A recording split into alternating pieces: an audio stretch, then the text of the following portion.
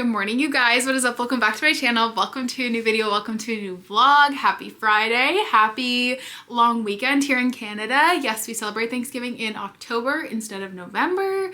And I am just so excited. As you guys can tell by the title, honestly, we're just spending, actually I have no idea what I'm calling this video yet, but we're just gonna spend a day at home doing a bunch of like hobby stuff and hanging out.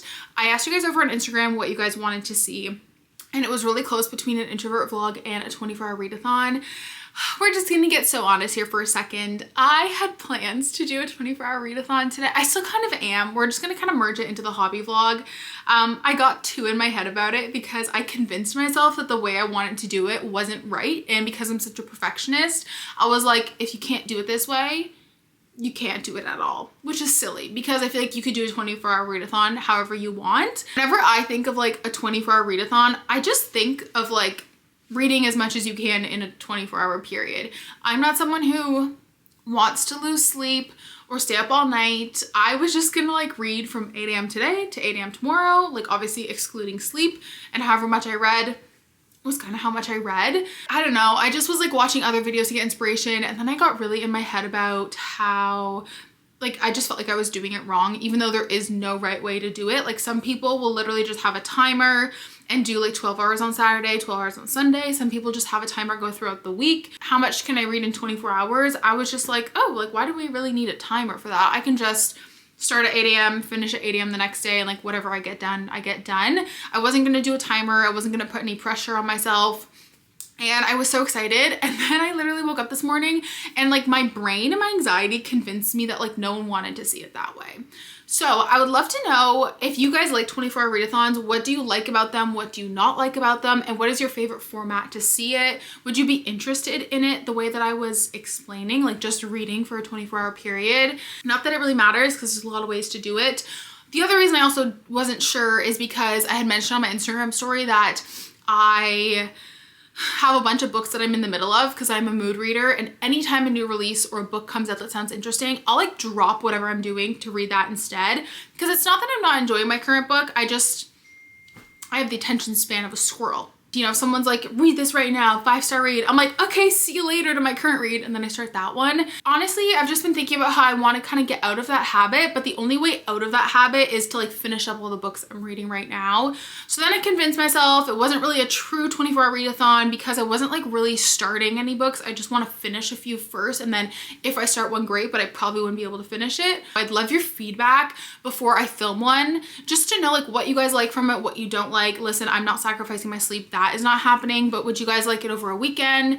I really like the format I was gonna do over just like a 24-hour period. Do you guys want to see more like actually starting new books? Do you not care if it's just like a book I'm in the middle of? Let me know because I would actually really love to know. So anyways, if you voted for that, you're still kind of getting that in this video. We're gonna have lots of book chats, but we're also gonna do some other things, and I just like really need a day to recharge. Am I a monster? Why am I doing this? And I just recharge best by doing all of my favorite things and all my favorite hobbies. So that's what we're gonna do. Without further ado, let's first talk about all the books I'm in the middle of and kind of like my loose plans for reading for this video.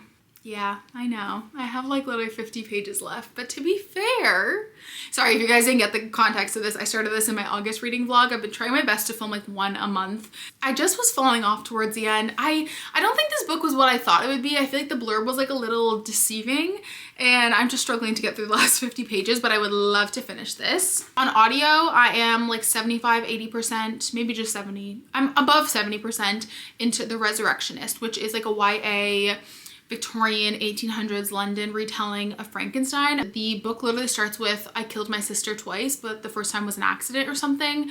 So I'm listening to that. I would love to finish that. I am 50% into the Anathema audio, which I have been for 6 months. And I don't know, this book is just like dragging a little bit in the middle for me. I feel like the pacing is not as Nocticadia was. So I do have that still. I think I'm gonna finish The Resurrectionist and like do up the spare bedroom, tidy up the house a little bit, and then hopefully I can sit down with like my second coffee after and finish this off. I think that's a good plan, and then we'll have to pick another audiobook because I feel like I'll get a lot of audiobook time in today. But yeah, welcome to the vlog. I'm so excited to spend a day recharging at home, doing all my favorite things. Anyways, welcome to the vlog.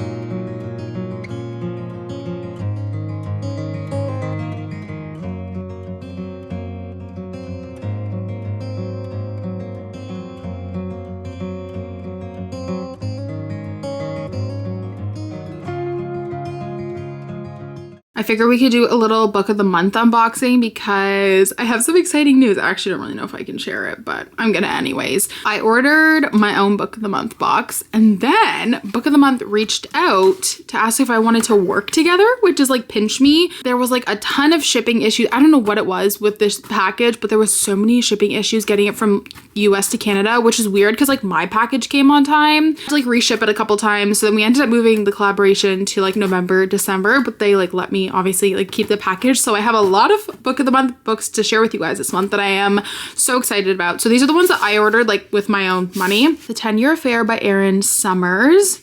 I actually just got an audiobook arc for this too. Never Over by Claire Gilmore. The cover of this is so fun.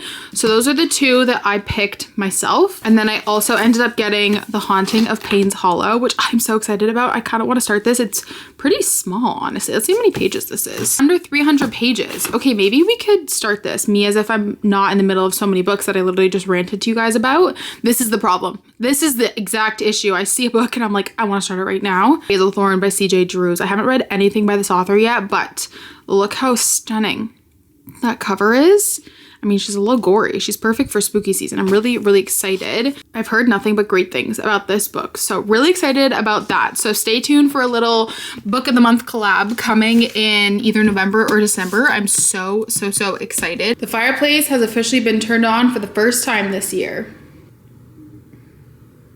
We are in the guest bedroom. I'm obviously never in here, but I'm gonna go ahead and make the bed up for my mother-in-law when she comes to stay with the dogs. We typically have a dark colored sheet on this bed because the girls love to lay on it, and then I typically don't have the duvet cover on. I just leave like a quilt on here during the day so that they can lay on it and not get too warm because this room gets a ton of natural sunlight. But obviously my mother-in-law needs a place to sleep, so I'm gonna go ahead and make this bed up for her. It's a nice like queen size bed. It's super comfy, and this is the only duvet cover we have. Obviously I know it's like a lot of blue. It kind of clashes with the striped curtains and the walls, but I just didn't really want to go out of my way to get something when we already had this one and it's in good condition, and people only stay here like once or twice a year. So I was like, I'm just gonna use what I have. Obviously it's like not gonna be the most aesthetic room, but I really don't care as long as it's comfy and, you know, made with love. That's all that matters. So I'm gonna go ahead and make this bed really quick, and then hopefully in the next like 40 minutes or so I can finish the audiobook and give you guys a review.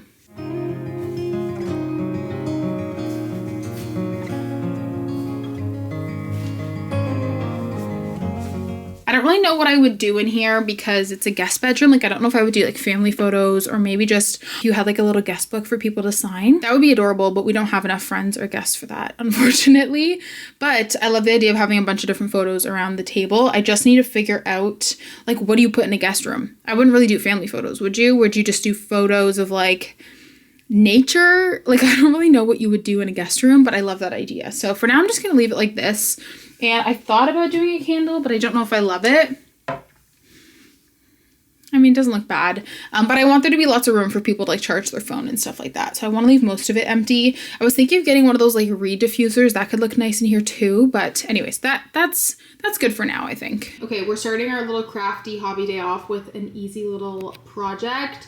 Like I mentioned when we were doing the guest bedroom this morning, I just don't think people want to stare at a photo of my husband and I kissing on our wedding day in our spare bedroom. And then I remembered I had this funny postcard from London, and I think this is just like funnier. Okay, then I found this Polaroid from our London trip with all the postcards, and I have this navy frame laying around. I thought it'd be kind of cute to frame this and put it in our bedroom, but I think I want to add some scrapbook paper behind it to just kind of add to it. But I'm just trying to figure out what color scrapbook paper to do, obviously, because there's like the navy frame. So I'm gonna play around with that. I've got a few of these like smaller books, so I'm thinking I can find something in here. But that is the first little craft. I love doing stuff like this, like framing photos and just making your frame look a little cuter.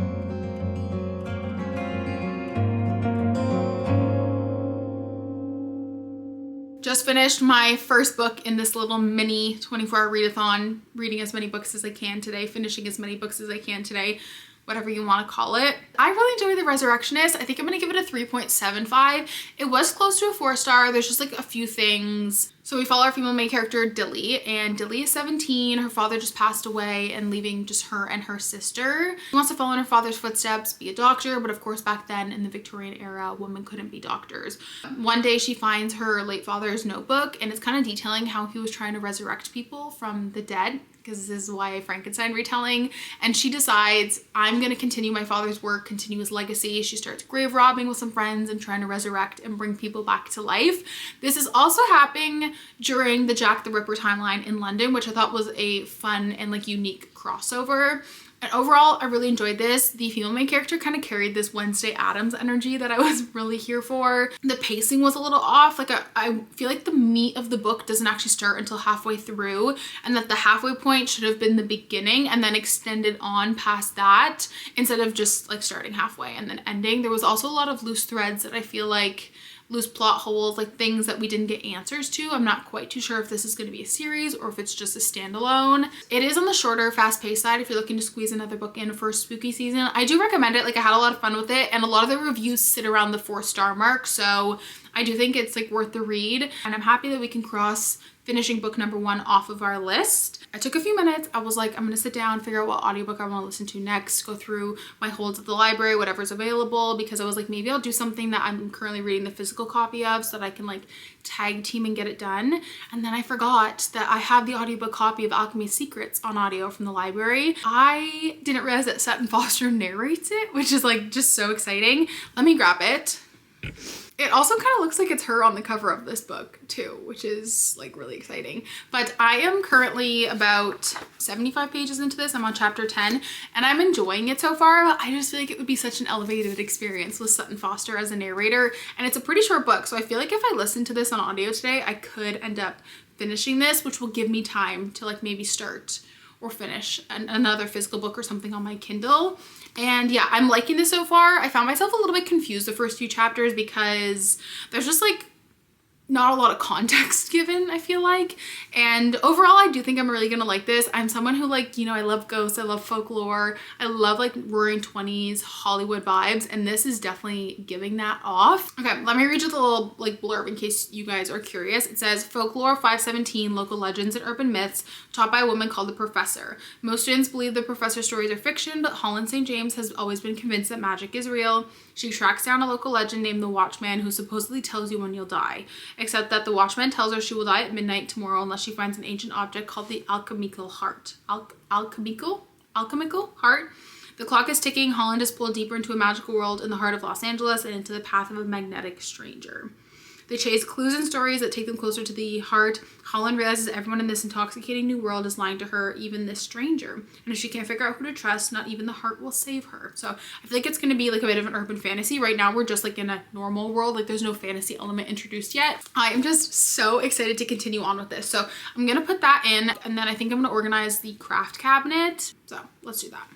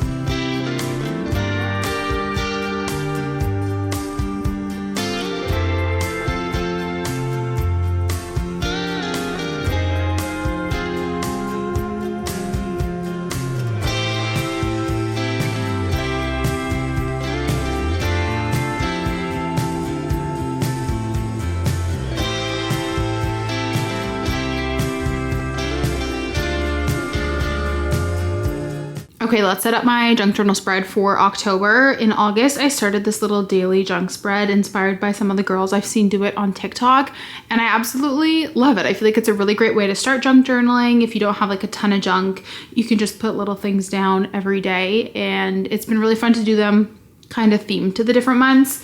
So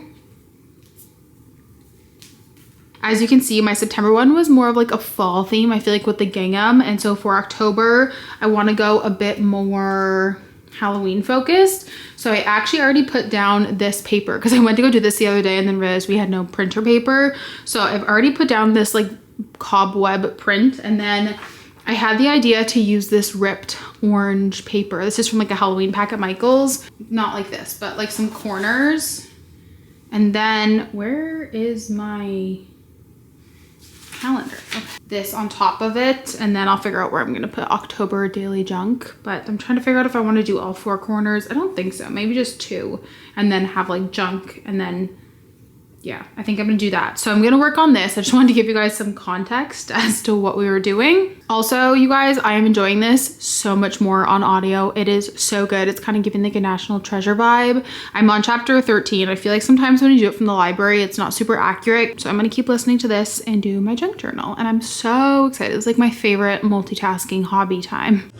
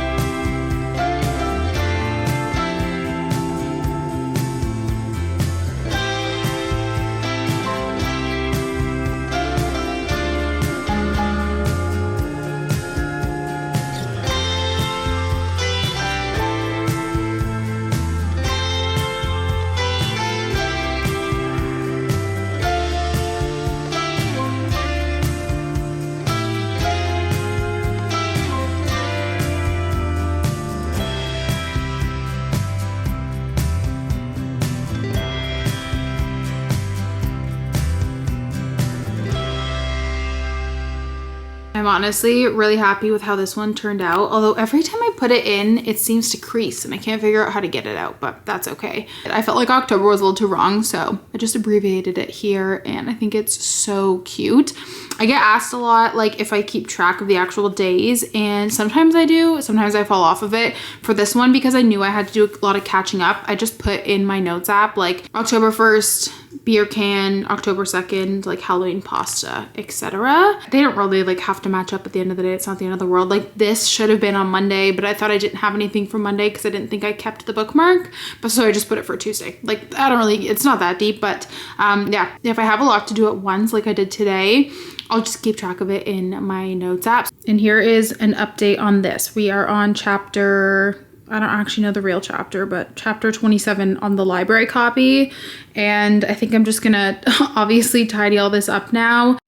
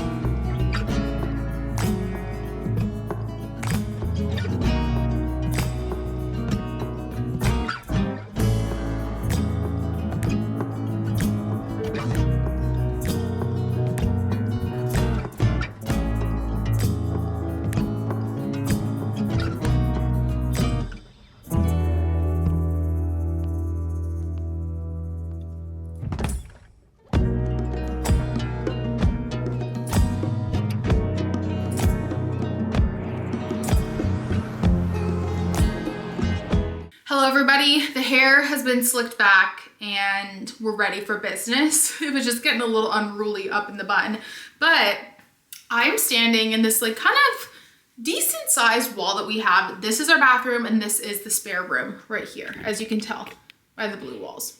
And when we moved in, we put up these two travel collages, which if you've been following me since we lived in the condo, you would recognize. This is like my entry into junk journaling, if you will. I made these collages for Matt and I. This was from our first Disney trip together in 2020, January, before the pandemic. Our New York City Christmas trip in 2021. And I just kind of had these up on the wall here. But then I got to thinking, we have so many darn postcards. And I literally was just like one day walking up the stairs and I was like, what if I could have a massive frame here with all of our postcards in it? Because was it the beginning of this year? It might have been. I did this little postcard frame. The issue with this is that it's already full and we've just been collecting more and more postcards. So then I was like, do I get a second one or do I just get a bigger frame? And I literally was like, what if I went to Michael's and see if they carried like a 25 by like 40 frame? And they do. So then I got the idea, what if I kind of started a bigger frame for all of our postcards? And then not that a lot of people come upstairs, but it's just like a fun piece to have on the wall here and it adds some color to this space. So I went to Michael's last week and I picked this 27 by 40 poster frame up. It's huge. So I just thought that this big frame here would look so sick with a bunch of our postcards on it. So that is another project that I want to do today and work on that while I'm listening to my audiobook. Loving Alchemy Secrets, by the way. I do think it's going to be a 5-star read, to be quite honest. I really see it being a 5-star read because I am just loving it. I'm loving it so much, babes. Loving it. I don't know if I'm talking in a British accent, but...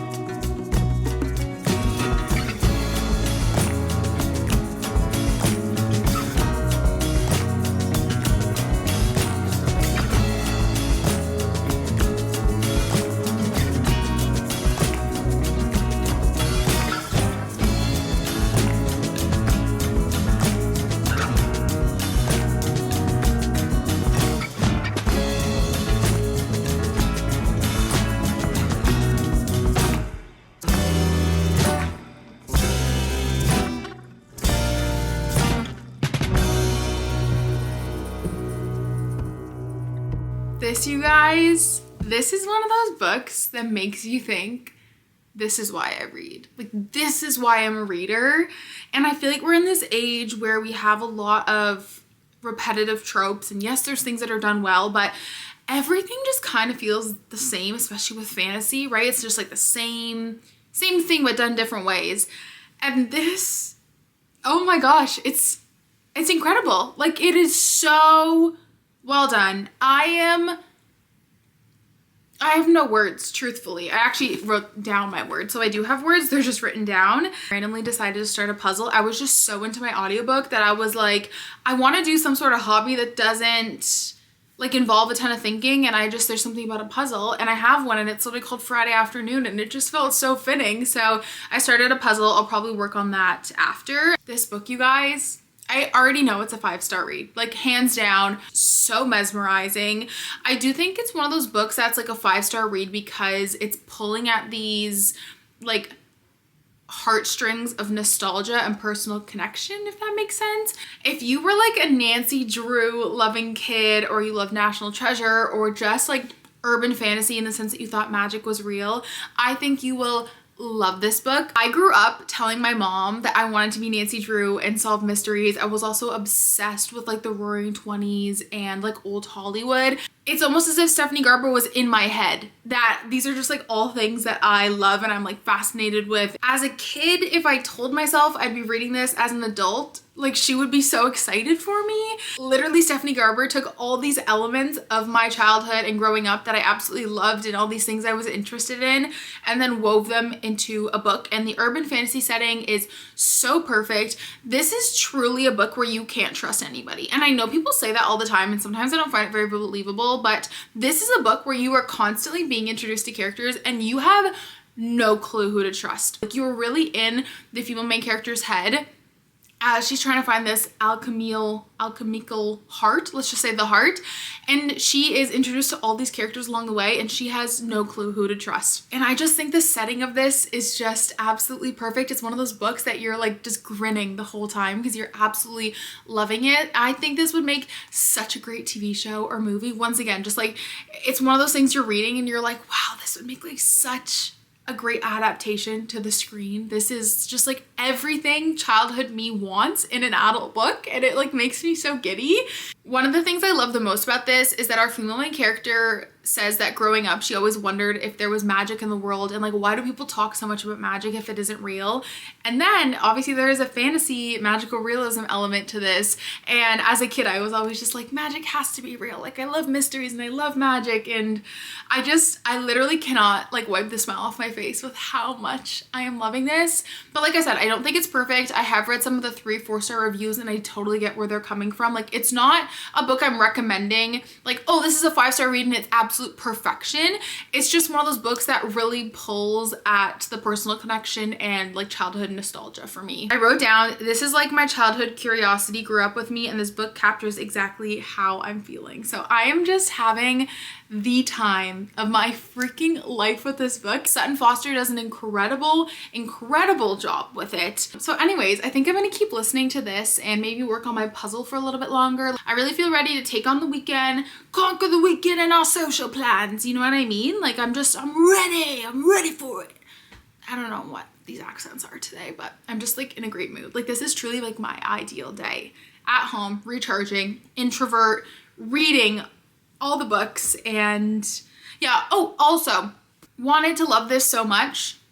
I think that the synopsis to me was a little misleading. I know everyone can interpret a synopsis differently, right? Like, you could read the back of this and read this and think it's very accurate. But for me, reading about, you know, she's swept off her feet to Saint-Tropez to tutor this like rich family's child, and then she's plunged into a whirlpool of parties and excess, and she meets 2 young handsome men who whisk her into this world in a chauffeured car. I kind of went into it almost hoping like, wow, this is gonna be very Magnolia Parks-esque, and truthfully after finishing this, I don't really know what the plot was. I couldn't even tell you. There wasn't really any character development in this, and I feel like if you liked These Summer Storms and you like a slice of life book, you may enjoy this. But now looking at the reviews after I've read it, I try not to read a lot of reviews before I read a book. A lot of the reviews are similar. That just like the synopsis felt a little bit misleading. So do with that what you will. Yeah, I would definitely read something else by the author because I did enjoy her writing style, but yeah, I mean, the cover is beautiful. You've got like the London Tube map in the background, and yeah. So those are my thoughts on that. But Alchemy Secrets, I already know that's gonna be a 5-star banger, you guys. I am devouring it. I'm loving it.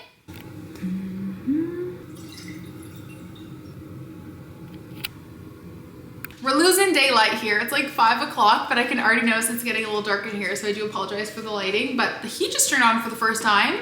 She's getting real chilly out. I poured myself a nice glass of wine, and then I got wine on my sleeve. And like, I hate the feeling of like a wet sleeve, especially when you're like doing a puzzle or something with your hands. So I just traded one Abercrombie sweater for another, but it's 5 o'clock somewhere. It's 5 o'clock here right now, actually. And like, this is my ideal. I mean, the puzzle is literally, you guys, it's literally called Friday afternoon. I think technically 5 p.m. is the evening. Ideal Friday evening. We've got a glass of wine, we've got a stellar audiobook, and we've got a puzzle. The only thing that would be better is if Matt was here, but he is on his way home. He just is stopping to get some groceries, and I think he said he was going to pick up A&W for dinner, which is yummy. The audiobook is so good, you guys. I need to finish. The plot twists are plot twisting. You wouldn't think that in like a urban fantasy book, but when I told you guys you can't trust anybody in this book, I really meant it. I'm gonna work on this a little bit more and then probably take the girls for a WALK. You guys already know that Matt and I are old souls at heart because we get into bed around 9 p.m. even on a Friday. So I'm sure I'll get some good reading time in tonight because I am a night owl. So I'll update you guys tomorrow morning or Sunday or something with what I ended up reading because we're still in that 24-hour window. But I would say finishing well, we're on track to finish Alchemy Secrets. Finishing 3 books is good. Oh, I am just having a great day, you guys. I feel so recharged. Ask me again on Monday after I've had all the socializing, but like I'm going into the weekend and I'm feeling recharged. So cheers. Let's keep puzzling. Is that a verb? I'm gonna make it one. I don't even need to come back at the end of this book. It is a 5-star, okay?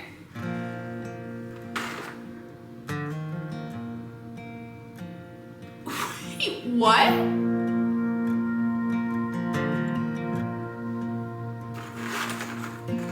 What's going on?